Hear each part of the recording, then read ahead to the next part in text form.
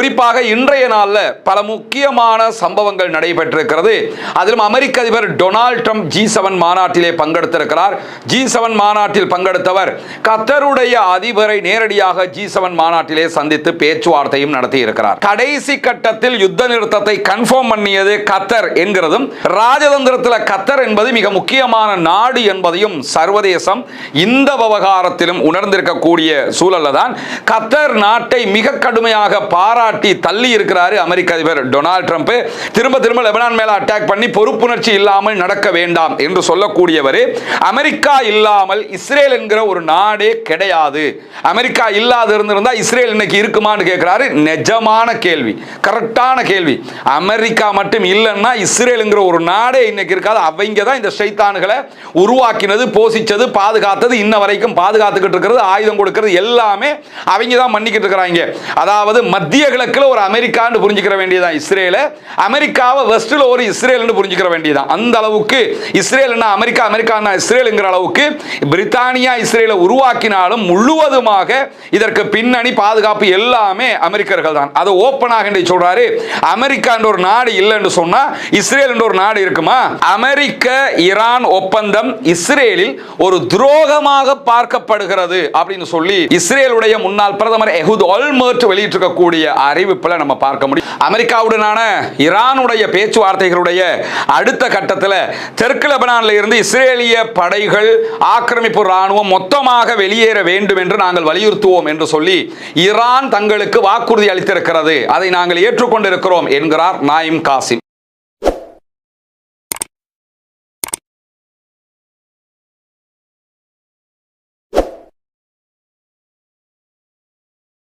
அன்பிற்கினிய சகோதர சகோதரிகளே, நம் அனைவர் மீதும் ஏக இறைவனுடைய அமைதியும் கருணையும் உண்டாகட்டுமாக என்கிற உயரிய பிரார்த்தனைகளோடு தொடர்ச்சியாக மத்திய கிழக்கில் ஈரான் மீதான இஸ்ரேலிய அமெரிக்க இராணுவ தாக்குதல்கள் 40 நாட்கள் தொடர்ந்த நிலையில் அது ஒரு யுத்த நிறுத்தமா, யுத்த நிறுத்தம் இல்லையா என்கிற ஒரு கன்ஃபியூஸான நிலையும் தொடர்ந்து கொண்டிருந்தது. தற்போது அது ஒரு முடிவை எட்டி இருக்கிறது. குறிப்பாக அமெரிக்காவும் ஈரானும் ஒரு யுத்த நிறுத்தத்திற்கு ஒப்புக்கொண்டிருக்கிறார்கள். அதே நேரம் ஈரானுடைய நிபந்தனைகள் பிரகாரம் லெபனான், காசா உள்ளிட்ட பகுதிகளிலும் யுத்த நிறுத்தம் உடனடியாக அமலுக்கு வர வேண்டும் என்கிற கோரிக்கை விடுக்கப்பட்டிருக்கிறது. அது நிபந்தனையாகவும் சொல்லப்பட்டிருக்கக்கூடிய சூழல்ல அதை மதிக்காமல் தொடர்ந்து இஸ்ரேலிய ஆக்கிரமிப்பு ராணுவம் அவ்வப்போது லெபனான் அதே போன்ற காசா பகுதிகளில் தாக்குதல்களை நடத்தி வரக்கூடிய சூழல்ல தற்போது இந்த சமாதான ஒப்பந்தம் எந்த நிலையில் இருக்கிறது, அடுத்து என்ன நிலைக்கு போக போகிறது என்கிற நிறைய தகவல்கள் இன்றைக்கு வெளியாகி இருப்பதை நம்ம பார்க்க முடியும். குறிப்பாக இன்றைய நாளில் பல முக்கியமான சம்பவங்கள் நடைபெற்றிருக்கிறது. அதிலும் அமெரிக்க அதிபர் டொனால்ட் ட்ரம்ப் G7 மாநாட்டிலே பங்கெடுத்திருக்கிறார்.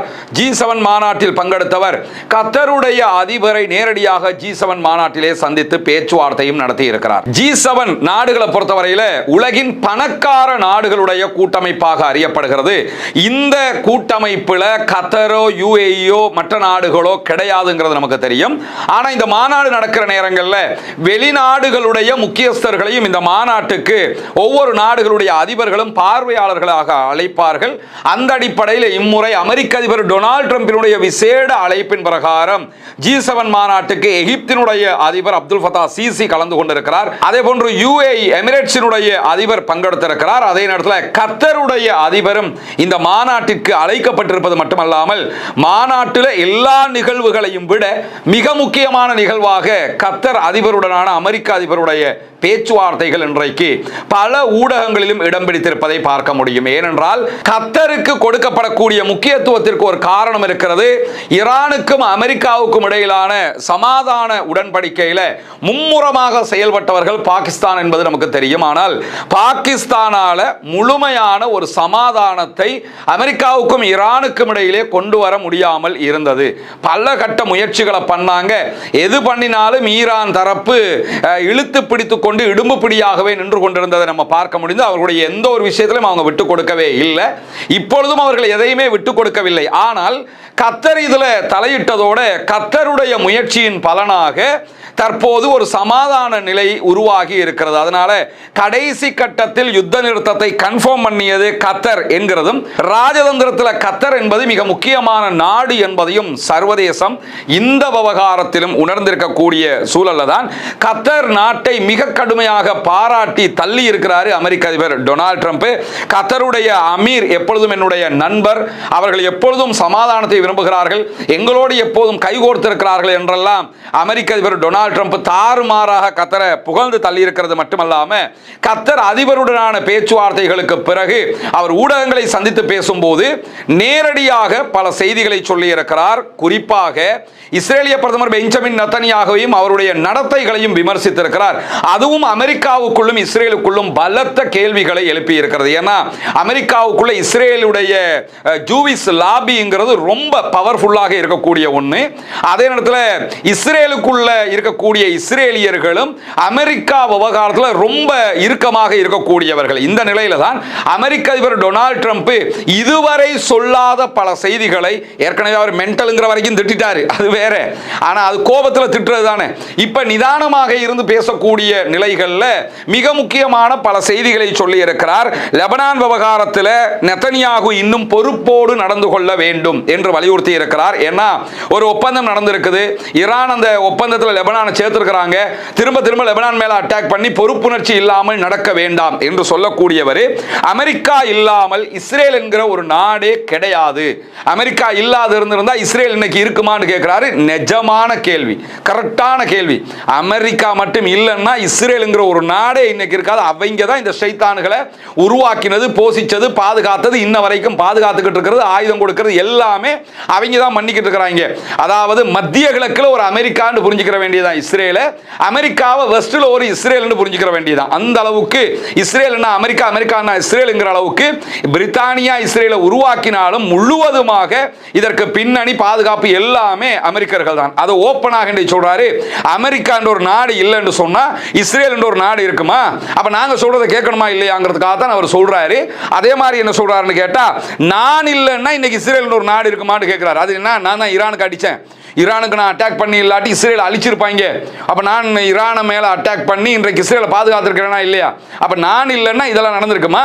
அப்ப நான் இருக்க போய் தான் இஸ்ரேல் இருக்குது, அமெரிக்கா இருக்க போய் தான் இஸ்ரேல் இருக்குது அப்படி பேசக்கூடிய அமெரிக்க அதிபர் டொனால்ட் ட்ரம்ப் என்ன சொல்றாருன்னு கேட்டா, எந்த ஒரு அமெரிக்க ஜனாதிபதியும் எடுக்காத ரிஸ்கை நான் எடுத்திருக்கிறேன். 70 ஆண்டுகளாக ஈரான் மேல அட்டாக் பண்ணணும் எந்த அமெரிக்க அதிபரும் முடிவெடுக்கல, நான் முடிவெடுத்து ஈரான் மேல அட்டாக் பண்ணி இருக்கிறேன் அப்படின்னு சொல்லி இதெல்லாம் சொல்லிட்டு என்ன சொல்றாருன்னா, நெதன்யாகுவோடு எனக்கு ஒரு நல்ல உறவு ரிலேஷன்ஷிப் இருந்தது அப்படின்னு கடந்த காலத்தை நினைவூட்டி விட்டு சொல்றார். இஸ்ரேலிய பிரதமர் லெபனானுடைய விஷயத்துல இன்னும் பொறுப்புணர்ச்சியோடு நடக்க வேண்டும். ஏற்கனவே நல்ல ஒரு ரிலேஷன்ஷிப் தான் இருந்துச்சு, அந்த ஆள் அப்படியா இருக்கிறாங்கிற மாதிரி சொல்லிவிட்டு ஒழுங்காக பொறுப்புணர்ச்சியோடு நடக்கணும்னு சொல்லக்கூடியவர் மேலதிகமாக என்ன சொல்றாருன்னா, ஹிஸ்புல்லாக்கள் மேல அட்டாக் பண்ணுகிறேங்கிற பேர்ல நெதன்யாகும் அவருடைய ஆக்கிரமிப்பு ராணுவமும் தொடர்ந்து லெபனானுக்குள்ள பல பொதுமக்கள் கொல்லப்படுகிறார்கள் அவர்களுடைய தாக்குதல்களால. லெபனான்ல இஸ்ரேலிய ஆக்கிரமிப்பு ராணுவத்தினுடைய நடவடிக்கைகளை அமெரிக்க அதிபர் டொனால்ட் ட்ரம்ப் விமர்சித்து தான் பேசுகிறார். மேலதிகமாக எப்படி பேசுகிறார்னு கேட்டா, இஸ்ரேல் ஹிஸ்புல்லாவோடு மிக நீண்ட காலமாக சண்டையிட்டு வருகிறது, அதனால அதிகமான பொதுமக்கள் கொல்லப்பட்டிருக்கிறார்கள். எந்த ஒரு அமெரிக்க அதிபரும் சொல்லாத மாதிரி வெளிப்படையாகவே பொதுமக்களுடைய மரணம் தொடர்பாக பேசியிருக்கிறார் அமெரிக்க அதிபர் டொனால்ட் ட்ரம்ப். அதுக்கு மேலதிகமாக ஒரு உதாரணம் என்ன சொல்றாருன்னா, நீங்க ஒருத்தரை தேடுறீங்கிறதுக்காக ஒரு பெரிய குடியிருப்பு கட்டிடத்தையே அழிக்க வேண்டிய தேவை இல்லை. ஹிஸ்புல்லாவுல ஒத்தரை நீங்க கொல்லணும்னா அதுக்காக பொதுமக்கள் இருக்கக்கூடிய பெரிய ரெசிடென்சியல் பில்டிங் ஒன்னையே நீங்க அடிச்சு தகர்க்கிறீங்க, அதுல நிறைய பொதுமக்கள் இருக்கிறாங்க, அத்தனை பேருமே ஹிஸ்புல்லாக்களா? அப்போ ஒரு ஹிஸ்புல்லாவை சேர்ந்தவரை கொல்லணுங்கிறதுக்காக அப்பாவி பொதுமக்கள் எல்லாரும் சேர்த்து கொள்றது சரியான்னு இந்த ஸ்பீச்சை பார்க்கும்போது இவர் அமெரிக்காட அதிபரா அல்லது ஈரான் அதிபரான்னு யோசிக்கிற அளவுக்கு நிலைமை மாறி போயிருக்குது. அவ்வளவு அதுதான் டொனால்ட் ட்ரம்ப். என்னன்னா எப்ப எதை பேசுவாப்லன்னு அவருக்கும் தெரியாது, நமக்கும் தெரியாது. அவர் பேசுற இடத்துல அதை கேட்டுக்கிற வேண்டியதான். திடீர்னு இப்ப மொத்தமாகவே ஈரானுடைய ஜனாதிபதி மாறி நின்று இஸ்ரேலுக்கு எதிராக பேசிக் கொண்டிருக்கக்கூடிய காட்சிகள் தான் வெளியாகி இருக்கிறார். அதே நேரத்தில் மேலதிகமா என்ன சொல்றாருன்னா, ஹிஸ்புல்லாவோட டெய்லி போய் நீங்க சண்டை பிடிச்சிட்டு இருக்காதீங்க, ஹிஸ்புல்லாவை சிரியா பக்கம் சாட்டி விட்டுருங்க, சிரியாவும் ஹிஸ்புல்லாவும் பார்த்துக்கிட்டோம், அவங்க 2 பேரும் சண்டை பிடிச்சிக்கிட்டோம், ஹிஸ்புல்லாக்கள் அழிக்கிற வேலையை சிரியா பார்க்கட்டும், நீங்க ஏன் ஹிஸ்புல்லாக்களோட சண்டை பிடிக்கிறீங்க அப்படின்னு சொல்லி சிரியாவை கோர்த்து விடுற ஒரு வேலையை பண்றாரு.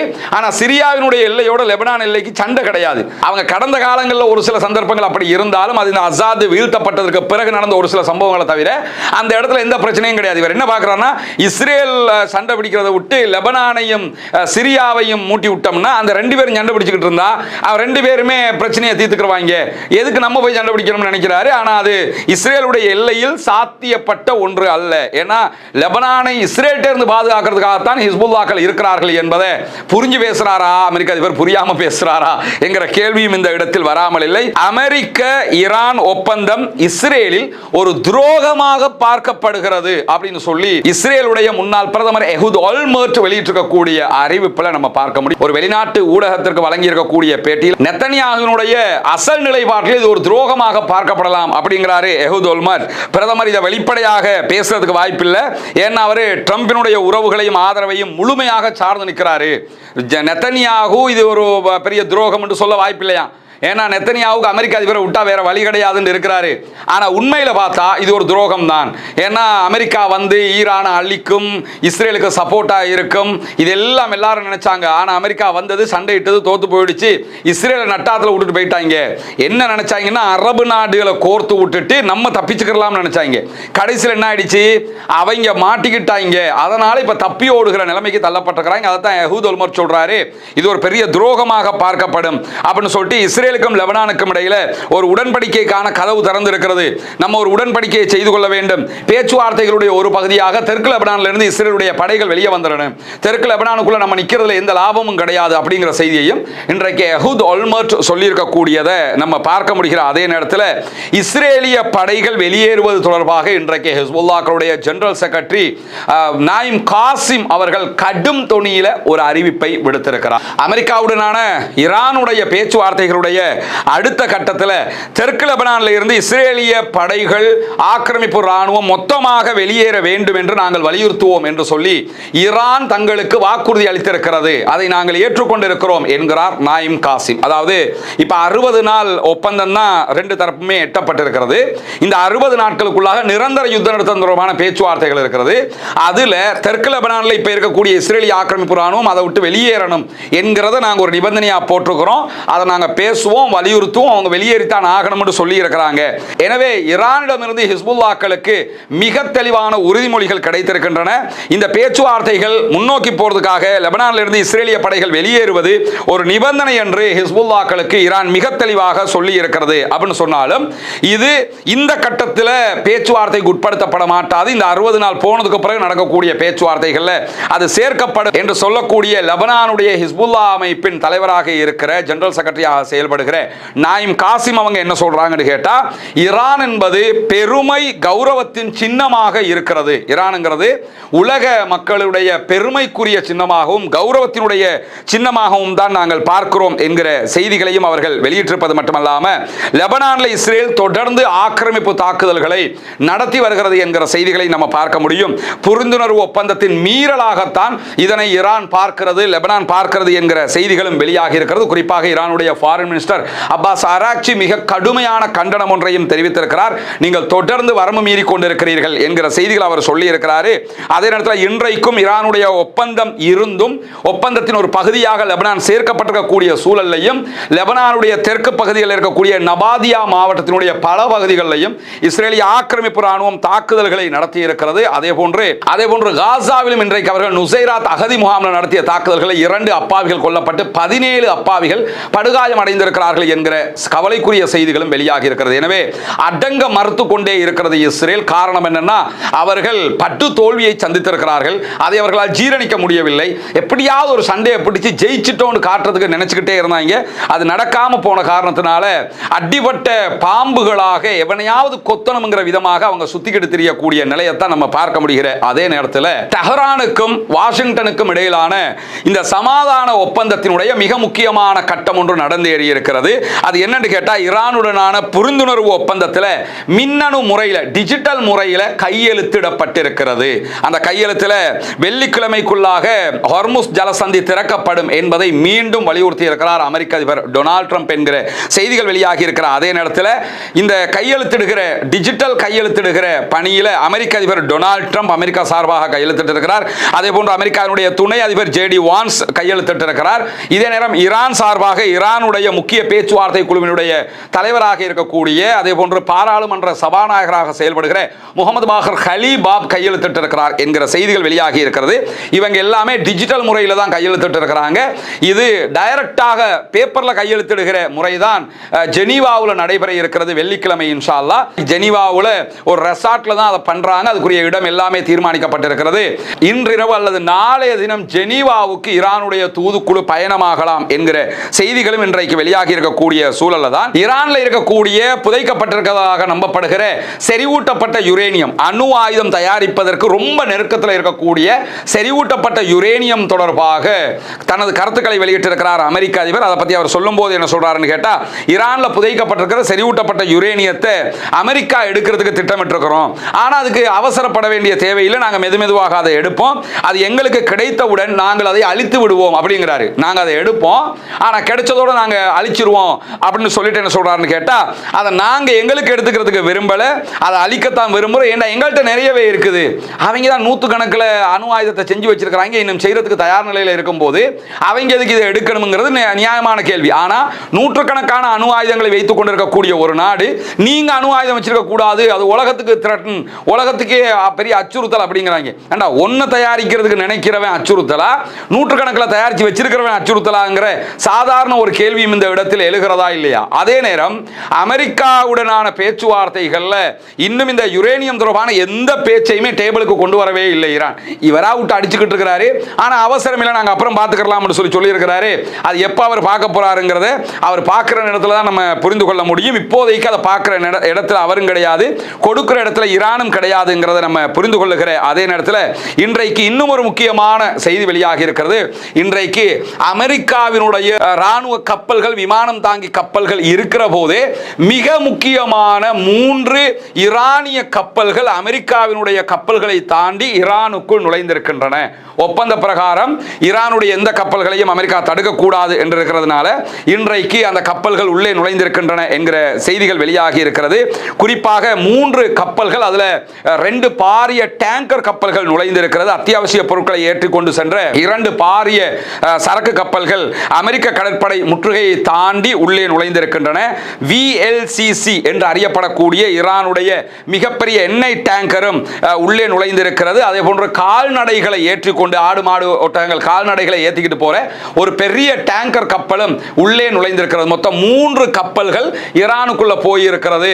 அதை யாருமே தடுக்கவும் முடியாது ஒப்பந்த பிரகாரம் என்கிற அடிப்படையில் இது நடைபெற்றிருக்கிறது என்பதை புரிந்து கொள்ளுகிற அதே நேரத்தில் இன்றைக்கு வெளியாக இருக்கக்கூடிய இன்னும் ஒரு முக்கியமான செய்தியில், இஸ்ரேலில் இருக்கக்கூடிய பென் குரியன் விமான நிலையத்தில் இருந்து அமெரிக்காவினுடைய பெட்ரோல் ஃபில் பண்ணுகிற விமானங்கள் இருக்காது. யுத்தம் நடக்கும் போது அந்த யுத்தத்தில் தாக்குதல் நடத்துகிற விமானங்களுக்கு வானத்தில் நின்று ஃபில் பண்ணுகிற விமானங்களை கொண்டு போய் அமெரிக்கா பென் குரியன் விமான நிலையத்தில் இறக்கி வச்சிருக்காங்க. அந்த விமானங்களில் 20% விமானங்களை உடனடியாக அமெரிக்கா மீளப் பெறுகிறது. ஏன்னா இப்ப யுத்தம் இல்ல, சமாதானம்ங்கிற ஒரு நிலை வந்துருச்சு, அதனால் எடுக்கிறாங்க.